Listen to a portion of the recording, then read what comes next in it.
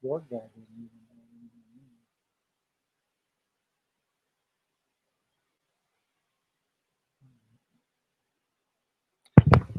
Hello, folks. Welcome back to the Tiger Sports Show, the Holiday Road edition here as we head into Christmas break, where we're going to give you the rundown on everything going on in Hastings High athletics this week and this fall. We finally have a lot of all-state things to talk about. How you doing this week, Tren? Oh, we're doing good. It's good couple days of basketball, so and wrestling and swimming. Yep. Well, let's dive right into that. Friday night, the basketball teams went over to Kearney to play Kearney Catholic, the Stars. Pretty new opponent for the Tigers. I think last year was the first time either the boys or girls had played them. On the girls' side, we got the win. I think it was 48-41. Uh, Kearney did a lot of pressing, a lot of trapping. Gave us some trouble, but also gave us some easy baskets. Mackenzie Long had a big night with 19 points and a good win. Good win for the girls. The boys, the boys struggled a little bit. That was a big Kearney Catholic team they were dealing with. Trent. Yes, they returned a lot of really good. They had a strong junior class last year when playing Connor Creech and Jake Schroeder and the boys, and we knew they would be back, and they showed their strength on Friday, and I thought our boys played together and did a good job of just trying their best against a pretty good opponent. Yeah, a good team. The Stars end up winning that one 59-35. Then the basketball teams came back home the next night. The girls, we were dealing with York, who's number 2 in the state. I really, really was impressed with how we defended them. Gave up only 40 points. The problem was we only scored 28. It's really the second time we faced a top 10 team and had trouble putting the ball in the basket. So still got some things to solve on the offensive side. But I tell you, I was pretty impressed with our defense. We were able to do a lot of things against those girls. What did you think about that game, Trenner? You held we held York to 22 points below their season average, 62. They've hit 88 once against Ralston. They've been in the 60s or 50s most of the season. They just beat Aurora pretty good the night before, so I thought the defense was. They gave them fits and stuff. They had to go to different options and their second and third options, I think. So. Yeah, York's a long team, and they gave us a little trouble scoring inside. A lot of arms up there, but we've got some things to work on. I think it was a step forward, and that puts us 4-2 heading into break, which was kind of when we said, okay, what kind of start do we need to give ourselves a chance to compete for a home district final? I thought 4-2 was the low end of that. We got to at least get to 4-2. So in a way, we've kind of played par. We've kind of played par on the first third of the season, and we'll see what we can do heading into the holiday tournament next week on the 28th and 29th. Both the Tiger boys and girls will be hosting Bennington, Scottsbluff, and Lexington in a little 4-team tournament at the Hastings High gyms. We'll be matched, both boys and girls, with Bennington in the first round. And I think we'll play the early afternoon games. That's kind of to help Scottsbluff have time to get here. Bennington has some travel restrictions. Their school board didn't want them staying overnight, so they needed to play at kind of different times. And so we scrambled the matchups really to bring in teams from border to border in Nebraska. Kind of an exciting tournament. What do you think about that one, Trent? Yeah, just bringing in new teams. The GPAC sort of did its thing, and you don't really want to have any Central Nebraska teams because we see them quite a bit in January and early February. So. Yeah, and it should be a pretty good tournament. Bennington was 2-2 last I looked. I bet they're 3-2 after this weekend. They've got their 2 top scorers back, and they were a top 10 team last year. Scotts Bluff's a team on the rise that played in the state tournament last year, and Lexington's a better team. So should be a good tournament on the girls' side. Let's go to the boys' side for a minute. Last night, the boys picked up a win over York. Big for Coach Danielson over his alma mater, don't you think? Oh, definitely. They had a slow start in the first, got down 13-3 or 12-3. So they just fought their way back in it. A ton of hustle and a ton of grit. It seems that's what Coach D's teams play with. Brennan Whitty, 21 points. Tigers had a huge second half. They scored 29. They hit a bunch of three. G Square, Gabe Garcia had some long threes on the highlights I saw. And they got a lot of different scoring from different people. And I saw when I watched the stream, there was a lot of boys hitting the floor and stuff and going after loose balls, especially Jacobus.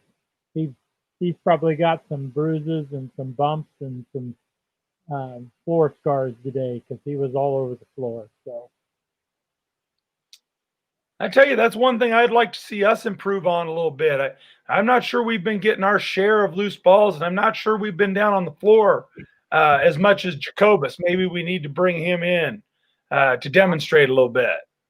I'm just hoping that we don't see you demonstrate like you did at Oldridge many moons ago when you dove on the floor one of your first years at Hastings High. Uh, I'm still having flashbacks from that, and I suppose the Holdridge parents are too. So Yeah, Holdridge was a tough place to play those first years I would at Hastings. I swear they didn't have any lights in the corners. They'd trap you in there and they would just beat you up. But we've kind of had the better end of them lately. We'll see them again in sub districts this year. So, but at least it's not at their place. All right. Well, the boys will play Bennington 2 in the holiday tournament. But let's move on. Talk wrestling a little bit, Tren. oh yeah, the rankings came out bi-weekly. So Class B and D were this week. Cameron Brumbaugh is sixth at 106 pounds. Landon Widener is third at 138. And our favorite middle linebacker, Mr. Blake Davis, is third at 220. And the wrestlers are seventh in the dual rankings heading into the Flatwater Fracas yesterday. So I know they did pretty well there from All right. Yeah, I've got some Flatwater results here. Landon and Cameron both went 5-0 on the day. Hunter Anderson went 4-0. Blake Kyle and Jet Samuelson both went 4-1. The Tigers got dropped into a tough opening pool and lost to was it Kearney? Yeah, Kearney. Lost to Kearney and then lost to Lincoln Southwest. Southwest kind of handled them by about 20 some points. And so the boys dropped into the silver bracket. First time in a while, I think we've been in the silver bracket instead of the gold there. But then we kind of took care of business. We got Smith Center out of Kansas, the Red Men, one of the most famous football programs in Kansas, coming up to wrestle in Nebraska. And then we've got who did we get in the second round? Beat Smith Center. Then we beat Gretna, a nice Class A win. Beat the Dragons 42-31. And then we got a rematch with Lincoln Southwest, who was also in the silver bracket. And only lost to him by 2 points second time. So I imagine maybe Coach Laux made some adjustments in the lineup a little bit. Maybe some of the boys made some adjustments in the way they were wrestling people, and we about got those Silverhawks a pretty big Class A school. Overall, pretty good day for the Tigers. Yeah, definitely. They're replacing a few guys from last year's state title teams, and they definitely have younger kids coming up and some good senior leadership, and hopefully they do pretty well in the new year. All right. Well, when we get to the new year and we can have some guests again, I got some wrestlers who really want on the show. So they're filling my email box. So we may have to have a panel of wrestlers on here. So start thinking about your wrestling questions. All right, Tren? Yeah, the funny thing is, I think I coached most of them that you're going to have on. So when they were younger, a couple of them. Maybe we can have midget football highlights along with it. Yeah, Think there'd be Tate can some dig nice. up some midget football highlights? Yeah, there'd be some nice reverses and some sacks by, I think, the one in particular, Mr. Miller. So All right. Well, we'll move on to swimming. Great day for the Tiger girls this weekend. Both swim teams were in a quad over at Kearney with some really good Class A competitions. Kearney and Grand Island were both over there, who have really solid teams this year, and then Norfolk, who for years dominated the Greater Nebraska Conference.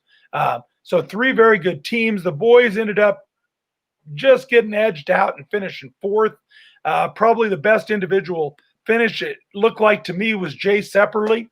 Uh, I'm not looking at my notes, Jay. I think in the 200 fly, I'm showing my swimming ignorance there a little bit, Tren. But Jay was second there. Had some other guys placing. So a solid day for the boys. An outstanding day for the girls as they took that quad. They won that quad. They ended up with 130 points. Norfolk's 126, Grand Island's 114, and Kearney left in the dust. And you know me, I like Kearney left in the dust, Trent. And we had some winners. Diana Berlita again, probably our most experienced and successful swimmer. She won the 50 free and the 100 fly. Abby Lauder swept the 200 free and the 500 free. So again, the Tigers looking good both in the sprints and the distance, and then that usually makes you look pretty good in the relays. The Tigers won both the 200 free relay and the 400 free relay.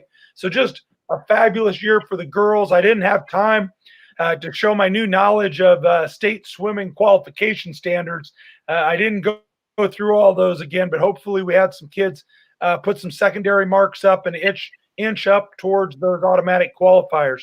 I know the swimmers have big goals. Want to get a lot of people down to Lincoln. We're going to have to get over and watch the swimmers at some point this year, Trent. Except I don't know how we're going to get in because we're not family. no, probably just watch it on the Tiger YouTube. I don't know. We'll see. I think those restrictions are going to stay. I've had a lot of questions. Boy, we're trying to help our parents understand which games they can go to and how many people they can take with them. The governor kind of loosened things up a little bit, and the NSAA said, "Oh, let's be careful, not go flying towards that. Let's keep it family." Wanting to make sure we can keep playing, and so for the most part, we're dealing with just household family. They're making some exception for grandparents now, but some schools are putting like a limit on it. You can have people out of your household or grandparents, but only 4 total. Like we got some pass lists from some opposing teams where kids had 13 people on their household list plus grandparents. Well, if you think about when we were a kid, we had lots of grandparents who would have been showing up. So I don't know if we could have got to 13. Trying to think, maybe If we could have got great Grandpa Jay to come, Grandpa Jay and Grandma Gladys, we could have got up there close. I don't remember when. I don't remember what the last game they would have been able to see was, but they were around for quite a while. I remember riding my bike over to Wood River in college once, Trent, and I couldn't find Grandma and Grandpa, so I went over to Grandpa Jay's, and he and Grandma Gladys gave me some water until I could find Grandma and Grandpa to give me a ride home because I had ridden with the wind. I couldn't ride back home, so they were still going when we were in college. Yeah, man, that's a long way for you to ride the bike. I was in better shape then, Trenner. I was in better shape, and like I said, I had the wind. Yeah, it's true. All right, well, you ready to talk all state? Yeah, sure. World Herald didn't come out today. That was sort of depressing, but we got Lincoln Star football. I think they're going to come out on Christmas Day, Trent. What do you think about that? They're going to make the Christmas edition special. I think they're just trying to extend it as far as they can to fill some pages. Well, the newspaper business is tough, Trent. I don't begrudge them anything there. But I think what we're about to go over and maybe I'm getting out over my skis here. I think it is maybe the greatest fall for all state honors we've ever had. Yes, definitely. I think it's And got I to have a be right trivia up. question for you. You gonna be ready Oh for the man. trivia question? Oh, I don't know. All right. Well, you just be getting ready because it's coming in a little bit. Okay, should we start with football? In football, we picked up a couple of Class B All-Staters who are also second team, second team All Nebraska All Class. That'd be the QB1 Jarrett Sinek and the fast one Carson Shoemaker. Both of those guys are repeat All-State selections. Any surprises there, Tren? Were you expecting them to get the honor? Yeah, I definitely thought those two. Carson uh, clipped the 1,000-yard mark in receiving. It's a special club to get into rushing and receiving at Hastings High. He's only the third one. He joined Pat Trader in receiving honors. He ended up with like 1,019 yards, I think, and over 10 touchdowns. Bo Binkowski was the lone Tiger rusher to make the um, Tiger 1,000-yard club for football. So it's a great accomplishment for Little Shoe. I told him this week when I got off my van in the morning. He was pretty excited and couldn't wait to tell coach. I tell you, he's a good guy. I've enjoyed having him in class. Has worked really hard on his writing, which I know is probably not his favorite thing in the world, but man, he's been workmanlike about it. You know, you can see how he's ended up with some success. We had several guys get some honorable mention. Braden Calvillage, Landon Jacobus, special bus stop on the All-State tour there. Austin Nauert and Blake Davis. Austin and Blake are both in my class too. I've had a good time with them this year. That's a pretty good honorable mention list for the Tigers, state semifinalists. I was a little shocked that Calvage didn't make it. Led Class B in punting and also led Class B in yards per reception with 29 yards a catch. The other guys who were topped him in that list that had like 30 and 31 and 36, they only have 2 catches. He was in the teens in catches. It still boggles my mind why he didn't get in, at least as the punter. So, and do that. But 29 yards a catch is pretty impressive. Certainly the big play threat in the state. You know, the biggest deep threat in the state. And we'll see. I think the World Herald will come out on Christmas, like I said, and maybe we'll see him get added to the list.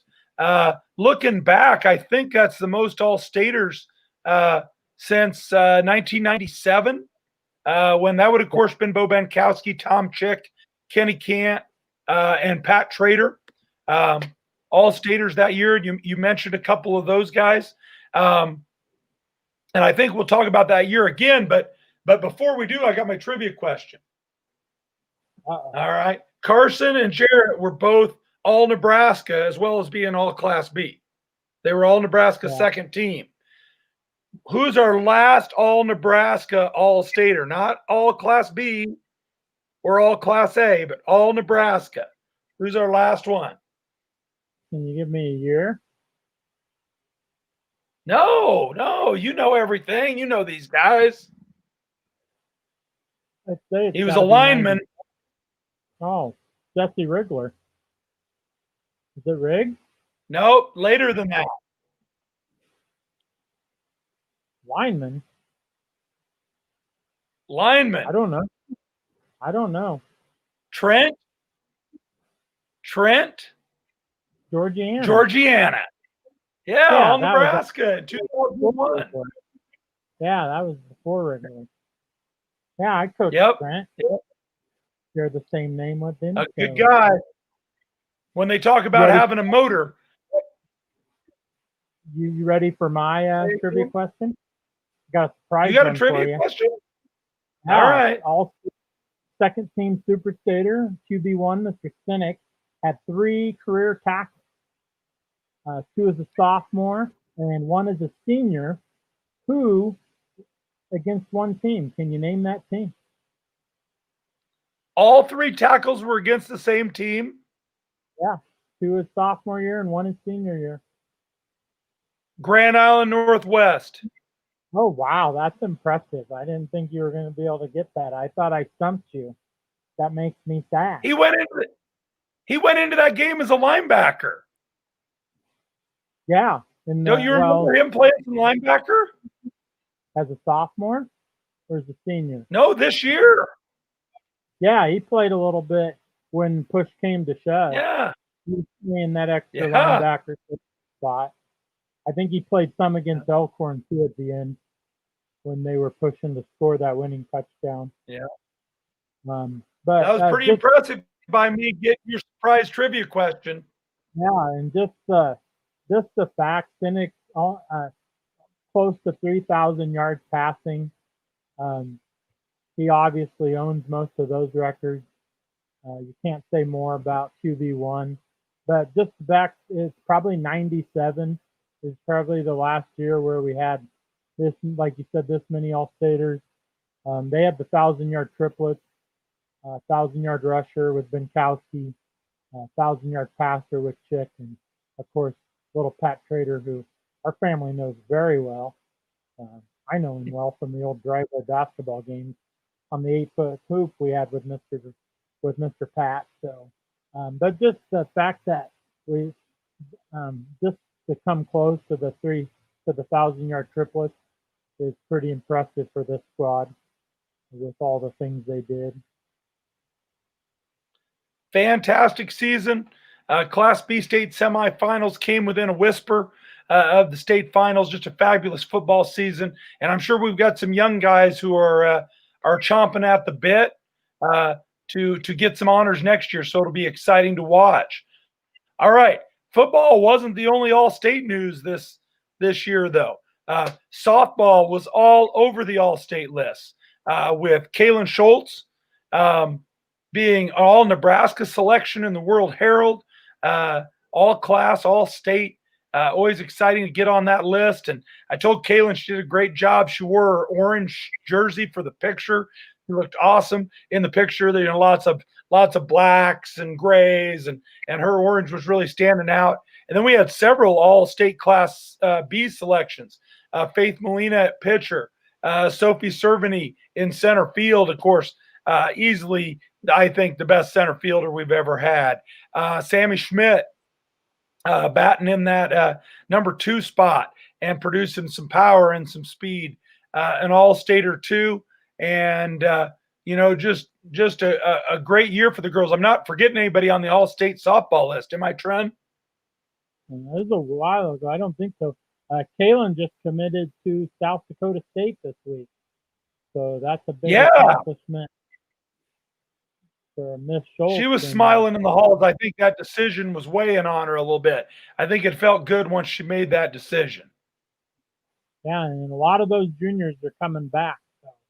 So, softball looks to continue their climb, and making it to Championship Friday was definitely a big thing for them. Nobody will forget Kaylin's walk-off 3-run homer. Hit right to me, hands were in the air. It was against GI Northwest. I love beating them, especially when we play them that deep in a tournament. It was very cold and very dark out, so it was quite an impressive night. And just hearing the call by our new friends from the East School that sort of I can't think of the name, but hearing their call even added more punch to it and seeing the video. Yeah, it was one of the Millard schools. Yeah, Kaylin, we get Kaylin still for another year before she heads up to South Dakota State to play. Sophie Cerveny, senior, she'll be heading to UNO to play Division I softball at Omaha. Sammy Schmidt's only a sophomore. We'll have her a couple more years. Faith Molina will be back on the mound next year. And then some honorable mention selections. Delaney Mullen was honorable mention. She'll be back next year. Peyton Hudson, honorable mention, will be back in the circle again. And KK Laux at shortstop was honorable mention.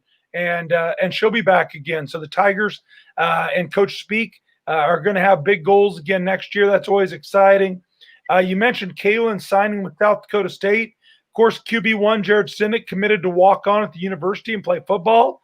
When's the last time we sent somebody down there to play football, Trenner? 1995 with Butenbeck and Cole. It's got to be, isn't it? I don't remember anybody else. Yeah, Wilkes would be. Yeah, that's of course Ben. Ben Butenbeck and who Josh would be Cole. before? Joel Wilkes. Yeah, who was in my class, who I ate lunch Joel with. Wilkes. Yeah, he ended up starting on the '94 national title team. So, yes, he did. A punter I played with, Greg Garlock, walked on down there in the mid '80s. Spent some time at receiver down there. Never quite climbed the depth chart, but spent a couple years with the Huskers. I remember when Mitch Poppy was going to head down there. So we've had some Tigers down there before. It'll be exciting to watch Mr. Sinek get down there and compete and work with that quarterback's coach. I'm excited to hear him tell stories about that quarterback's coach. Don't you think? Yeah, I hope he has some good stories like the ones we heard from Ben Butenbeck. And I just wish him luck. Ben always went hard all the time, and I don't think too many of those starting linemen appreciated how hard Ben played, but that's just the way Ben Butenbeck plays. So. Yeah, I remember when you talked to Aaron Taylor and he used some cuss words talking about Ben because of Ben's intensity on the scout team. Outland Trophy winner, Aaron Taylor. Remember that? Yeah, he was in Hastings at Applause Video, Blast from the Past. I'm going in to rent a movie, and here's Aaron Taylor walking in. He just went hunting, I think, with Ben, actually. It was 97. It was around 1997, that next title. And here's Aaron Taylor, one of my personal heroes here in Hastings. He just went hunting, I think, with Josh and Ben. And he was telling me, he's definitely telling stories about Ben and how sometimes those older guys didn't appreciate how hard Butenbeck play. But like I said, that's just how hard they play. So. Yeah. My favorite part of that story is always you see the Outland Trophy Award winner in Applause Video, and so you walk up and ask him about two walk-on linebackers. That's what you want to know about. You want to know about Josh and Ben because you're a Tiger fan first and foremost. Oh yeah, I talked to him about Husker football. He was my favorite player at the time, so I was just shocked that he was in good old little Hastings, Nebraska, at Applause Video. So, which was definitely a blast from the show. Applause Video, one of the finest video rental stores in the nation, Tren. Yeah, I know you spent a lot of time down there. Well, yeah, you got like mass discount. Well, the Dave's Video is still top, so you can't top Dave's Glass. Yeah, that's true. I just bought my Christmas tree from Dave for the last time. Did you know he's selling the Christmas tree farm? There's been a shortage of Christmas trees. It's been just with I got a good one from him. Oh, that's good. And he does a good job with everything he does. And that's a former Tiger football dad, so Chris Glass, who we coached many moons ago. Well, and did you know Dave was a pretty good sprinter in his day, Trenner, for the Tigers? Yeah, he also held a school record. Yeah, he held a punt return record. He still may, actually. I'll have to look that up. Yeah. He was right up there in the punt return record. Chris Glass lives over in the UK. He's across the pond. Steve Jones is over there the last I knew, too. So we're dropping a lot of Tiger alums today. Stevie Guitar Jones, my favorite option quarterback. Yeah. All right. Well, we've got some more All-Staters to talk about. Did you know that? I think this is the biggest All-State year ever with all those softball and football players. But we also had honorable mention All-State tennis, Braden Schramm, who did well down at state meet, just missed All-State honors, but got on the All-State honorable mention. And then Jaden Welch in cross country, earning first team Class B All-State. So to me, this has been a very successful fall team wise, and it showed in the individual honors. I was looking back. I mean, in '97 when we had those football guys going all state, we also had Mindy Tout was. I'm pretty sure it was Mindy that year. All state volleyball, and that's about the only year you can compare to this. And then, of course, in the winter, we were going to have Dudley and Larson and Trader get different all-state basketball honors. So, it was a great time for the Tigers, and hopefully that can continue on. Last sport to mention. Oh, well, who we should mention cross-country wise is Chelsea Ecker, Espinoza. About got her name wrong again. Who wasn't all-state this year, but was all-state last year. Of course, had an injury, couldn't defend her Class B crown. But again, it's just an example of how many great athletes we have walking around the school. Volleyball, several honorable mention girls, Carly Norland, Charlie Coyle, a sophomore who's playing some basketball for me, Hayden Stevenson, who we had on the show talking about swimming, and who is going, she's headed to Morningside to play volleyball. Caitlin Shaw was honorable mention all-state volleyball, and then Daisy Seeley was our only volleyball player to be honorable mention in both newspapers. Daisy, a heck of an athlete. She's playing basketball for me. She's going to be up for state honors there, and she's going to be one of the best hurdlers in the state come next track season. Cross our fingers that we get a track season after getting robbed last year. So, and Daisy's going to play volleyball at Hastings College. So lots of college signings going on. All right. So what do you think? What's the big news on the Tiger sports scene as we head into the holidays, Trent? What are you going to be watching? Oh, just keep basketball. Just have the sports stay healthy, make good choices over break, and just keep it going. It's been a fun ride so far. Boys basketball with Coach D makes things interesting. That man never sits down. He's full of energy. We have the wise elderly coach in you doing your thing. And I sit down a lot. I'm tired. Yeah, you do. Hopefully we get our director all right off the PR. So yeah, get him back. He's hurting. Tate's producing the show from his bed today because he's got a bad back. So everybody wish him well. If you see him out and around, though, it probably means his back's better.